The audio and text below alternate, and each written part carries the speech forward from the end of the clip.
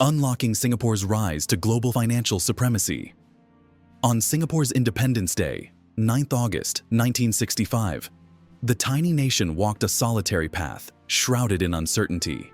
Unlike Hong Kong, which basked in the glory of the City of London's finance reputation, Singapore had to forge its own path, lacking any backing of the Bank of England. And its third world status raised doubts about stability, infrastructure, and skilled professionals. The financial world in 1965. The global financial landscape was like a relay race. Zurich, Switzerland spearheaded the day at 9 a.m., followed by Frankfurt, Germany, and then London, UK. As the baton passed to New York, the financial world pulsed with energy. But when San Francisco closed, the curtain fell in void until the next morning in Zurich. That was until Dr. Winsemius from Netherlands shared his audacious dream with Mr. Van Onen, Vice President of Bank of America's Singapore branch, to transform Singapore into Southeast Asia's financial hub within a decade.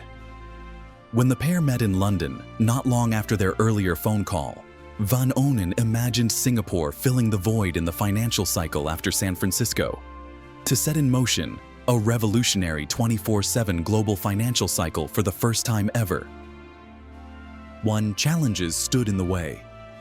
Dr. Albert Winsemius, a visionary Dutch economist, stood at the forefront of Singapore's transformation. Between 1961 and 1984, he trailblazed as an economic advisor to Singapore, leading the United Nations Survey Mission and playing a key role in crafting and executing Singapore's economic development strategy. In a pivotal moment following their London meeting, Dr. Winsemius requested Mr. Van Onen to draft a paper on Singapore's potential as a global financial hub. The paper made its way to Hon Swee Sen, chairman of the Singapore Economic Development Board, who then presented it to Prime Minister Lee Kuan Yew. The fate of Singapore's economy hung in the balance. In the 1960s, Singapore faced a major financial hurdle. As part of the sterling area, it had strict controls on moving money in and out of the country. After discussing with a Bank of England official, they were warned of potential expulsion from the sterling area if they lifted the foreign exchange control restrictions. With a bold vision, Lee Kuan Yew and Swee Sen dared to take a first step to lift foreign exchange control restrictions on all currency transactions. Against all odds, Singapore escaped repercussions, and ironically, Britain dissolved the sterling bloc just 4 years later. Another challenge was that Singapore's financial future depended on building trust in its banking system. The country needed to prove to the world that its currency board and Monetary Authority of Singapore, MAS, were strong enough to oversee the industry and prevent a catastrophic financial collapse. To boost confidence, Singapore focused on its unique currency board system, where unlike in many nations, the central bank was prevented from issuing currency and creating money without the right backing. This ensured that every Singapore dollar issued or created is backed by its equivalent value in foreign exchange. By doing so, Singapore ensured its currency remained strong and stable, especially against powerful currencies like the US dollar. More so, Singapore's bold move, protecting its local banks for over 3 decades by limiting foreign access, earned it a reputation for being over-regulated, inward-focused, and protectionist. A hurdle they would go about scaling on their way to greatness, confronting financial and political giants. In 1975, Singapore's finance minister, Swee Sen, uncovered a web of deceit in the Singapore securities market.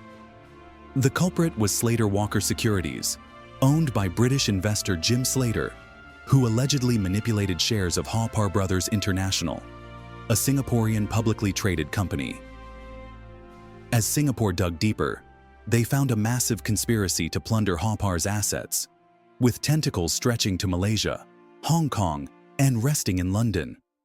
Singapore sought to bring Jim Slater to justice, but Britain refused to extradite him. After a 3-year legal battle, Britain surrendered Richard Tarling for the most lenient offenses. Tarling was eventually jailed in Singapore, bringing some closure to this financial drama. In 1973, Singapore took a bold stand against the 1972 Luxembourg Incorporated Bank of Credit and Commerce International, BCCI, rejecting its license application due to inadequate capitalization and concerns about its stability. Despite Van Onen and British Prime Minister Harold Wilson's intervention on behalf of its Pakistani owner and shareholders from royal families of Saudi Arabia, Bahrain, Abu Dhabi and Dubai, Singapore refused to budge. The BCCI suddenly collapsed in 1991, leaving a trail of debtors claiming $11 billion.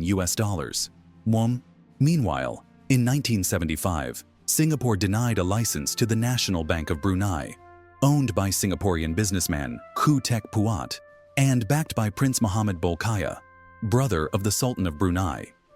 Despite repeated attempts, the bank was again denied in 1983. The Sultan eventually shut down the bank in 1986 amid allegations of $1.3 billion suspicious loan activities and attempts to gain control of Standard Chartered Bank of London. Facing financial crisis.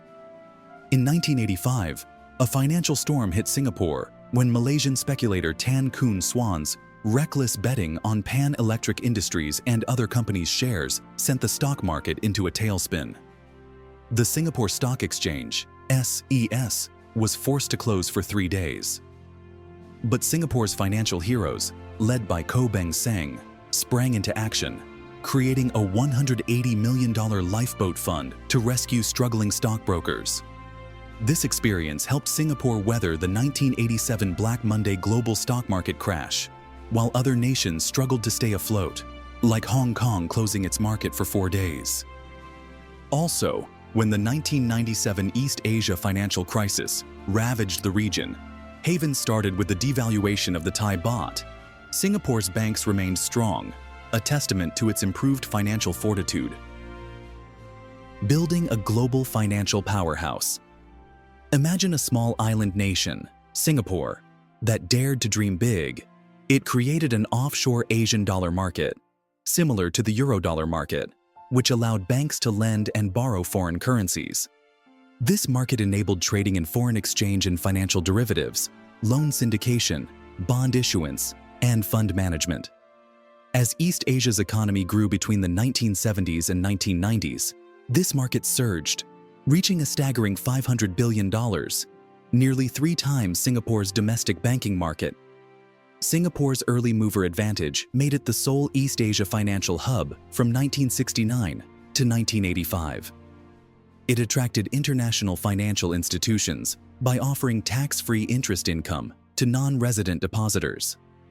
By the 1990s, Singapore ranked 4th in the world's foreign exchange market, trailing only London, New York, and Tokyo. In 1984, the Singapore International Monetary Exchange, SIMEX, was born, expanding the existing gold exchange to trade gold futures. To gain international recognition, SIMEX modeled itself after the prestigious Chicago Mercantile Exchange, CME.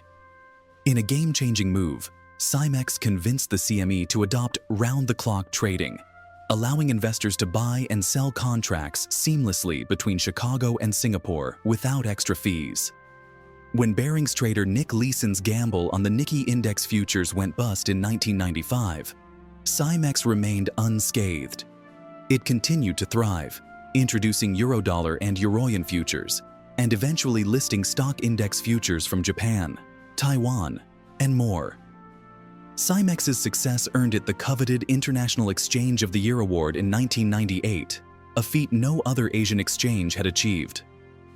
In May 1981, Singapore created the Government of Singapore Investment Corporation, GIC, led by Lee Kuan Yew as chairman, Sui Sen as deputy chairman, and Yong Pung Hao as its first managing director.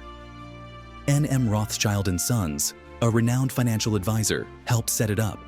To develop its expertise, the GIC hired American and British investment experts and even consulted with James Wolfensohn, who later became the World Bank president.